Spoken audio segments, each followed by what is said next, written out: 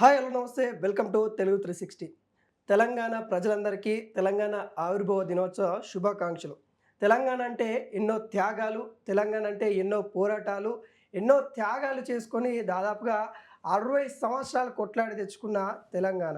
అలాంటి తెలంగాణ ఇప్పుడు కొంతమంది చేతుల్లో బందీగా అయిపోయిందా?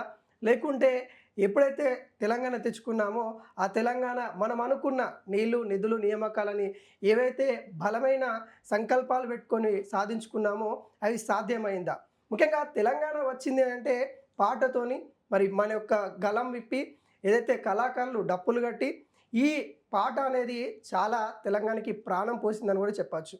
ఈ నేపథ్యంలో ఈరోజు స్పెషల్ ఇంటరు మనతోని జానపదాలు, అదేవిధంగా తెలంగాణ పాటలు, తెలంగాణ యొక్క గళం వినిపిస్తూ ఉంటారు. ప్రతిసారి కూడా మనం వింటూనే ఉంటాం. వారెవరో కాదు, మధ్యల సందీప్ గారు. అన్న నమస్తే అన్న.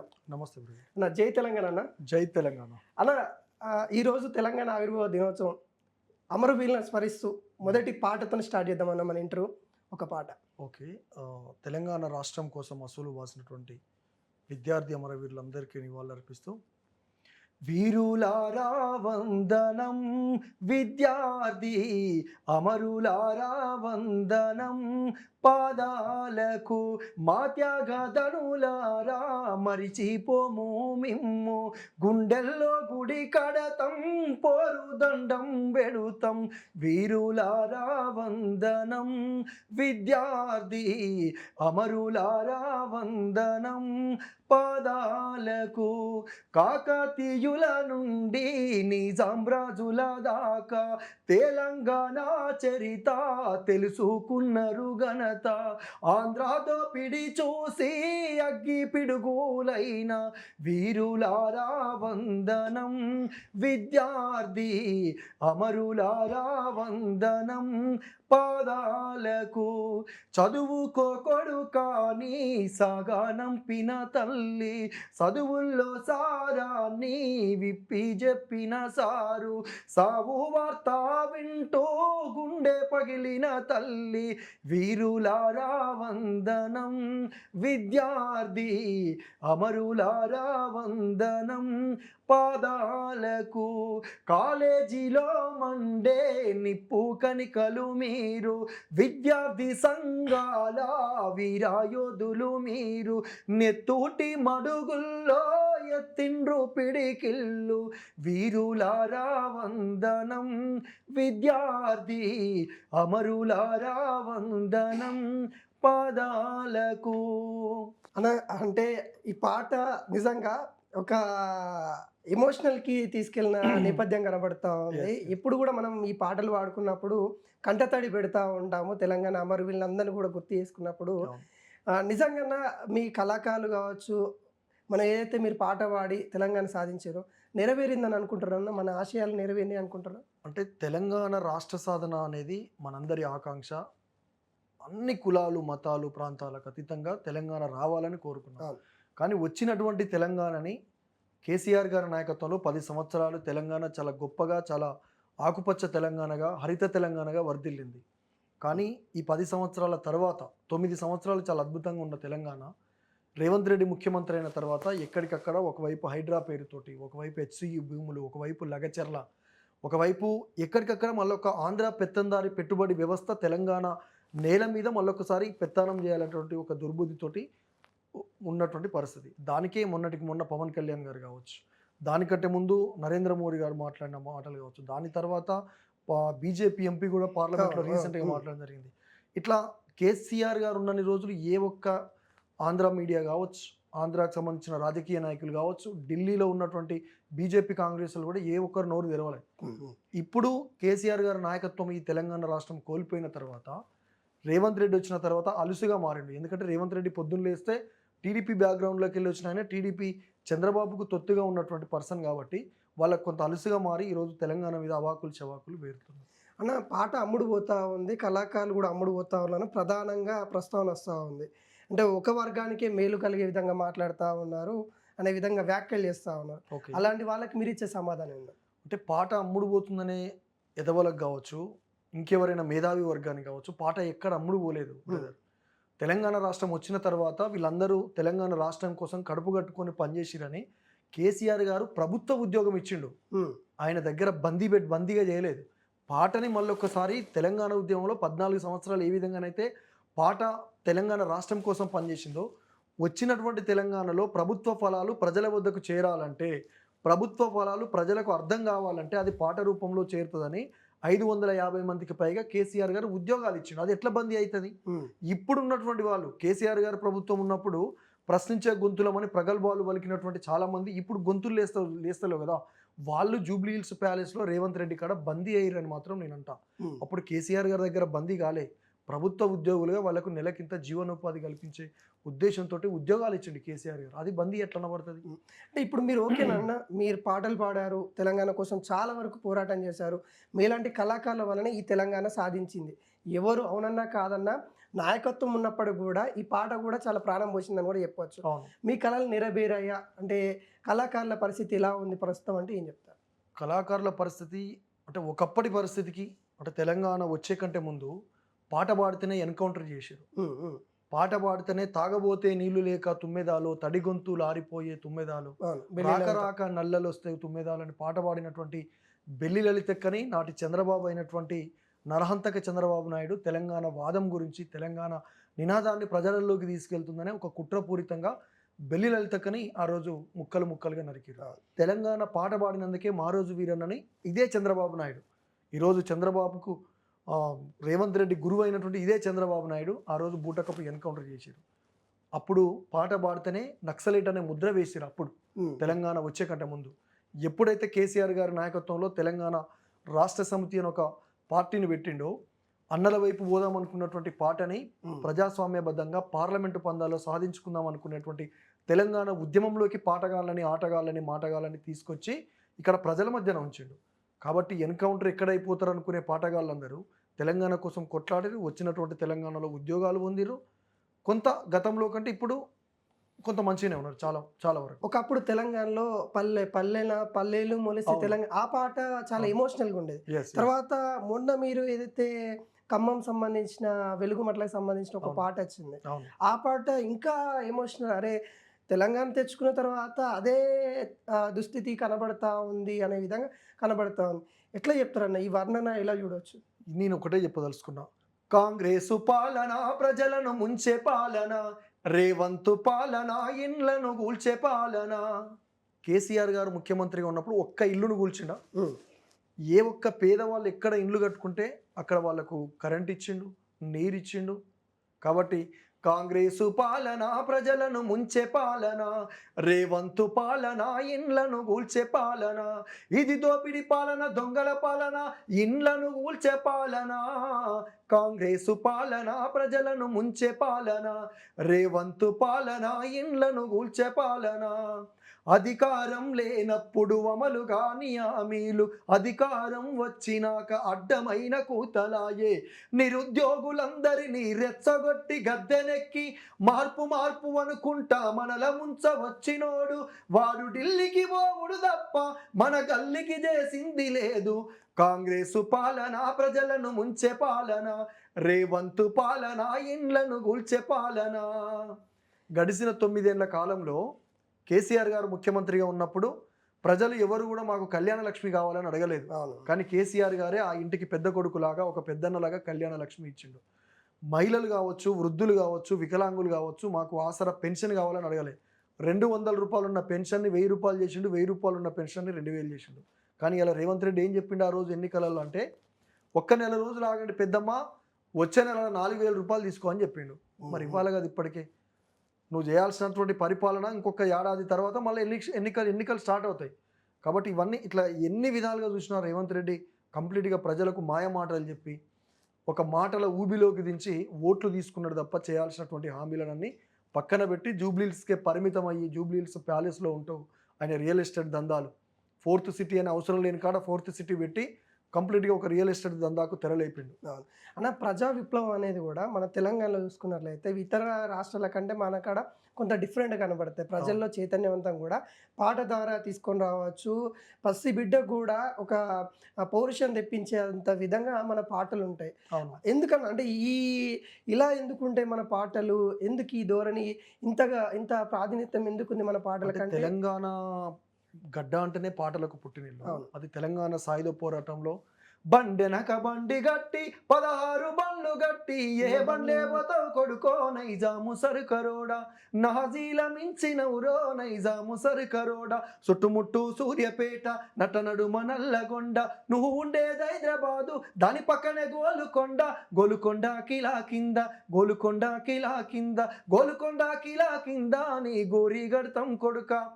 ఆ రోజే కదా ప్రశ్నించే తత్వం. ఆ రోజు నిజాం నవాబుని ఎదిరించింది పాట. అవునవును. దాని తర్వాత దాని పరంపర కొనసాగుతూ తెలంగాణ మట్టి అంటేనే ఒక త్యాగము, తెలంగాణ గడ్డ అంటేనే పోరాటాలకు పుట్టినిల్లు. అది సందర్భం ఏదైనా కావచ్చు. అంటే ఏ సందర్భంలో అంటే మీరు అరే తెలంగాణ ఆగమైపోతా ఉంది, తెలంగాణ ఈ దుస్థితికి వస్తూ ఉంది, అరే నేను ఒక కళాకారుని ప్రజల్ని చైతన్యవంతం చేయాలి, అరే ప్రజలకి ఎంతో కొంత మేల్కొల్పు కలిగించాలి, అరే నా పాట వాళ్ళకి అందించాలని ఎప్పుడన్నా బాధపడ్డ సందర్భాలు ఉన్నాయన్న? అంటే తెలంగాణ ఉద్యమం టైంలో నేను చాలా చిన్న వయసులోనే తెలంగాణ ఉద్యమంలోకి వచ్చిన. నేను ఇంటర్మీడియట్ చదువుతున్నప్పటి నుంచి అంతకంటే ముందు పాటలు పాడేది. తర్వాత తెలంగాణ ఉద్యమం నేను ఇంటర్మీడియట్లో ఉన్నప్పుడు పీక్స్లో ఉంది. అంటే 2008, 9 కంప్లీట్ 2009లో శ్రీకాంతాచారి ఎప్పుడైతే తన ఒంటికి తానే నిప్పు పెట్టుకున్నాడో, డిగ్రీ ఎగ్జామ్స్ ఉంటే కూడా, ఫైనల్ ఎగ్జామ్స్ ఉంటే కూడా ఆ తెలంగాణ ధూమ్ధాంలో మన పాట అవసరము, అక్కడ వేలాది మంది ప్రజలు గుమగుడుతున్నారు అనుకున్నప్పుడు ఎగ్జామ్స్ను పక్కన పెట్టి కూడా పోయిన సందర్భం ఉంది. ఎందుకంటే తన ప్రాణాన్నే వదులుకున్నప్పుడు ఇవాళ కాకపోవచ్చు రేపైనా రాస్తాం ఉన్నటువంటి ఎగ్జామ్, సప్లీలో కూడా రాసుకోవచ్చు. అట్లాంటి సందర్భాలలో చాలా సందర్భాలలో ఎగ్జామ్స్ను పక్కన పెట్టి ఫ్యామిలీని కూడా పక్కన పెట్టి తెలంగాణ ఉద్యమంలో పాల్గొన్నాం. కానీ వచ్చినటువంటి తెలంగాణలో కేసీఆర్ గారు వాస్తవానికి ఎదుటి వ్యక్తులకు ఛాన్స్ లేకుండా, ఎదుటి వ్యక్తులు ఎవరైనా వాళ్ళకు పడని వాళ్ళకు గిట్టని వాళ్ళు చాలామంది మాట్లాడొచ్చు కాక 9 సంవత్సరాలు చాలా గొప్పగా బతికింది తెలంగాణ. కానీ కాంగ్రెస్ ప్రభుత్వం వచ్చిన తర్వాత మొట్టమొదటిసారి పాట దేశపత్ అన్న రాసినటువంటి పాట. వద్దురా నాయన ఈ కాంగిరేసు పాలన, వద్దురా నాయన, వద్దురా నాయన ఈ నయవంచన పాలన, వద్దురా నాయన అమలు గాని హామీలతో 6 గ్యారంటీలతో అధికారం చేతబట్టి అరిగోసలు పెడుతున్నారు. వద్దురా అరెరె వద్దురా అరె చెల్ వద్దురా నాయన ఈ కాంగిరేసు పాలన, వద్దురా నాయన. అరెరె రైతు బంధు లేనే లేదు, దళిత బంధు రానే రాదు, పింఛను పెంచింది లేదు, ఆశపడితే మోసమాయే, కోరి చేసుకున్న మొగడు ఎగిరెగిరి తన్నినట్లు అడగబోతే లొల్లి బట్టి అడ్డగోలు తిడుతున్నారు. వద్దురా అరెరె వద్దురా అరె చెల్ వద్దురా నాయన ఈ కాంగిరేసు పాలన, వద్దురా నాయన. అన్న ఇంకోటి యువత అన్న, అంటే మీరు కూడా యువత అప్పటి నుండి ఇంటర్మీడియట్ అని కూడా చెప్తా ఉన్నారు కాబట్టి నిరుద్యోగ సమస్య అనేది మనకు ప్రధానంగా, ఎందుకంటే నీళ్లు నిధులు నియామకాలు ఇవే బేస్ చేసుకొని మనం తెలంగాణ తెచ్చుకున్నాం. నిరుద్యోగులు ఇప్పటికి కూడా సఫర్ అవుతూ ఉన్నారు. ఆ బాధ అనేది కూడా కొన్ని పాటలు వింటే కన్నీరు ఆగవు. చాలామంది కూడా ఇప్పటికి కూడా అటు అశోక్ నగర్ వేదిక చేసుకొని చాలామంది కూడా వాళ్ళ యొక్క ఎదలో ఉన్న బాధను మొత్తం మీరు గ్రహించి పాడే పాటలు ఏవైతే ఉన్నాయో అవి నిజంగా మీరు అంటే వాళ్ళ అంత లోతు ఎలా ఆలోచించగలుగుతారన్న? అంటే తెలంగాణ పరిస్థితి ఏదైనా కావచ్చు. ఇప్పుడు యూరియా సమస్య వచ్చినప్పుడు రైతు బిడ్డలుగా ఖచ్చితంగా మేము యూరియా మీద వాడినాం. రాగాలు తీసిన రైతన్న నేడు గాయాల పాలాయనే, రాజోలే బతికిన రైతన్న నేడు దారి లేనోడాయనే, నాడు పచ్చని పల్లెల్లో నెలవంక తీరు నిలిసిన రైతన్న వాడిపోయి నేడు కూలిపోతున్నాడు ఎవ్వరి పాపమన్నా, దేశానికే తిండి పెట్టటి రైతు చేతులెత్తి వేడుకుంటుండు నేడు, చేతులెత్తి వేడుకుంటుండు నేడు. ఎందుకంటే సమస్య గడిచిన కేసీఆర్ గారి ప్రభుత్వంలో ఏ ఒక్కరోజు యూరియా మాకు కావాలని వేలాది మంది రైతులు రోడ్ల మీదకి రావాలి. ఒకవైపు పంట వేసిర్రు, ఆ పంటని బతికించుకోవాలి. వేలాది మంది రైతులు పెట్టుబడి పెట్టి, అట్లాంటి నువ్వు పెట్టుబడికి సాయం ఇవ్వకపోతే ఇస్తానటువంటి రైతు బంధుని కేసీఆర్ గారు ఇస్తున్నది కాదు, నేను 15,000 రూపాయలు ఇస్తాను ఎన్నికలలో చెప్పినావు. ఆ రైతు బంధు ఇవ్వకపోగా ఆ రైతు బంధు ఎగ్గొట్టి కనీసం యూరియా కూడా నువ్వు షాపులలో కాకుండా యాప్లలో పెట్టుకుంటా ఇవ్వనప్పుడు రైతులు రోడ్ల మీదకి వచ్చినప్పుడు రైతు బిడ్డలుగా ఖచ్చితంగా మేము స్పందిస్తాం. యువత విషయంలో కూడా ఇంతకుముందు పాటలే చెప్పిన, నిరుద్యోగులందరినీ రెచ్చగొట్టి గద్దెనెక్కి మార్పు మార్పు అనుకుంటా మండలం ఉంచ వచ్చినాడు. ఆయన ఇప్పటికీ ఢిల్లీకి పోవుడు, రాహుల్ గాంధీకి కప్పం కట్టుడు తప్ప నిరుద్యోగులకు చేసింది లేదు. కేసీఆర్ గారు ఇచ్చినటువంటి ఉద్యోగాలనే పత్రాలు ఇచ్చుకుంటూ తిరుగుతున్నాడు. కేసీఆర్ గారు కట్టినటువంటి ప్రభుత్వ భవనాలకే కత్తెర జేబులో పెట్టుకొని రిబ్బన్ కట్ చేసుకుంటూ తిరుగుతున్నాడు తప్ప ప్రజలకు చేసింది ఏం లేదు. ఎంతసేపటికి కేసీఆర్ గారిని నిందించాలి, కేసీఆర్ గారి పేగులు తీసి మెడలు వేసుకుంటా, కనుగుడ్లు తీసి గోటీలు ఆడతా, తొండలు లాగులలో జొరల కొడతానికి బూతు మాటలు తప్ప రేవంత్ రెడ్డి ముఖ్యమంత్రి స్థాయిలో ముఖ్యమంత్రి హుందాతనాన్ని తగ్గట్టు మాట్లాడింది లేదు. కాబట్టే మేము ప్రశ్నిస్తాం, బరాబర్ ప్రశ్నిస్తాం. అయితే ప్రధానంగా శ్రీకాంతాచారి గురించి మనం ఈ రోజు మాట్లాడుకుంటున్నాం అంటే వాళ్ళ తల్లి గారి ప్రస్తావన కూడా ప్రధానంగా వస్తూ ఉంది. వాళ్ళ తల్లి గారికి ఒక పదవి ఇచ్చేసాం, అంతకుముందు బీఆర్ఎస్ వాళ్ళు ఇలా చేశారు, మేమే అసలైన కళాకారులని అసలైన ఉద్యమకాలను మేమే గుర్తిస్తూ ఉన్నాం, గతంలో 10 సంవత్సరాల నుండి వాళ్ళకి ఏం చేయలేని కూడా వీళ్ళు చెప్తా ఉన్నారు. ఏదన్నా దాంట్లో వాస్తవం ఏముందంటారు? అంటే నాకు తెలిసినటువంటి వాస్తవం, మొదటి కళాకారులకు సంబంధించిన విషయం మాట్లాడుకుందాం. అంటే ఎప్పటికి కూడా గతంలో ఉన్నటువంటి ప్రభుత్వాలు కావచ్చు, సీమాంధ్ర ప్రభుత్వాలు కావచ్చు, కళాకారుల్ని ఒక కరివేపాకులాగా వాడేసుకున్నారే తప్ప ఏ ఒక్కరు దగ్గరికి తీసుకొని 10 రూపాయలు ఇచ్చి వాళ్ళని ఆదరించింది లేదు. కానీ కేసీఆర్ గారు తెలంగాణ ఉద్యమంలో కళాకారుల జీవనోపాధికి అవసరం ఉన్నన్ని ఏర్పాట్లు చేసిండు. కేసీఆర్ గారు లేకపోతే ఇంతమంది కళాకారులు అసలు ఎక్కడిది ఈరోజు? ఇంతమంది ఇప్పుడున్న కాంగ్రెస్ ఎంతమంది కళాకారులని ఎమ్మెల్యేలను చేసింది, ఎమ్మెల్సీలను చేసింది, కార్పొరేషన్ చైర్మన్ అని చేసింది లేదు. ప్రభుత్వం వచ్చిన తర్వాత వాళ్ళొక మేనిఫెస్టోలో ఒక లైన్ ఉంటుంది, మేము ప్రభుత్వంలోకి వచ్చిన తర్వాత కొంతమంది కళాకారులకు ఉద్యోగాలు ఇస్తామని చెప్పింది. 2.5 సంవత్సరాలు దాటింది. నిన్ను అడిగిన వాళ్ళు లేరు, నువ్వే అప్పుడు చెప్పినావు. చాలామంది కళాకారులు రెచ్చగొట్టి కేసీఆర్ గారికి యాంటీగా పాటలు వాడిచ్చి రాపించినావు. ఇలా వాళ్ళకు ఏం లేదు, బయట ఉన్నటువంటి చాలామంది కళాకారులకు కూడా ఉద్యోగాలు. వాళ్ళ ఎమ్మెల్సీ విజయశాంతి కూడా అదే నేను ఏమంటున్నా అంటే కాంగ్రెస్ మాటలకు పరిమితమైంది. రేవంత్ రెడ్డి అబద్ధాలు చెప్పడంలో చంద్రబాబు తర్వాత ఆయననేగా ఈ దేశంలో చంద్రబాబు తర్వాత అబద్ధాలు చెప్తూ పూట గడపడంలో రేవంత్ రెడ్డి, చంద్రబాబు తర్వాత ఆయనని. కాబట్టి కళాకారులకు ఏ మాట కామాట, ఎవరు అవునన్నా కాదన్నా ఇవాళ తప్పుడు మాట్లాడేటువంటి కళాకారులు కావచ్చు, మేధావులు కావచ్చు, జర్నలిస్టు మిత్రులు కూడా కావచ్చు, మంచి అయినా చెడైనా కొంత బీఆర్ఎస్ పార్టీనే కవులకు, కళాకారులకు, జర్నలిస్టులకు ఒక కోటా ఉంటుంది. మంచికైనా చెడుకైనా వాళ్ళని కడుపులో పెట్టుకొని చూసుకున్నాడు. ఒక వేదిక వేసిండు, ఓ సౌండ్ సిస్టమ్ పెట్టి, ఓ కార్యక్రమం పెట్టి, బీఆర్ఎస్ పార్టీ లీడర్లే కదా ఇలా 10 రూపాయలు ఇస్తే అనేక మంది కళాకారులు బతికింది. ఇక శ్రీకాంతాచారి తల్లి విషయానికి వస్తే ఆ రోజే కేసీఆర్ గారు బీఫామ్ ఇచ్చిండు ఉత్తమ్ కుమార్ రెడ్డి మీద. నిజంగా నీకు అమరవీరుల తల్లి మీద నీకు గౌరవం ఉంటే, తెలంగాణ రాష్ట్రం కోసం మొట్టమొదటి అమరవీరుడు తన ఒంటికి నిప్పంటించుకొని చనిపోయింది కదా, నువ్వు అక్కడ హుజూర్ నగర్లో కాకుండా కోదాడలో చేయొచ్చు కదా. బీఆర్ఎస్ పార్టీ నుంచి కేసీఆర్ గారు ఆ రోజు బీఫామ్ ఇచ్చిండు. మీకు విజ్ఞత, మీకు కనీస విశ్వసనీయత కనుక ఉండుంటే అక్కడ పోటీ చేయకుండా అక్కడ శంకరమన్న ఇండిపెండెంట్ ఇనానిమస్ చేసుకుంటే అయిపోయేది కదా. తర్వాత సందర్భాలలో కార్పొరేషన్ చైర్మన్ ఇస్తా అంటే కూడా అమ్మ వద్దని చెప్పింది అనేది నాకున్నటువంటి సమాచారం. తర్వాత వాళ్ళు ఇప్పుడు ఇచ్చినటువంటి కమిషన్ మెంబర్ అనేది చాలా చిన్నది, వాళ్ళు ఎమ్మెల్సీ చేస్తామని తీసుకున్నారు. ఇప్పుడు ఏం మాయ మాటలు చెప్పిండో తెలియదు. మా తల్లి శంకరమ్మకు మెంబర్కే పరిమితం చేసిండు.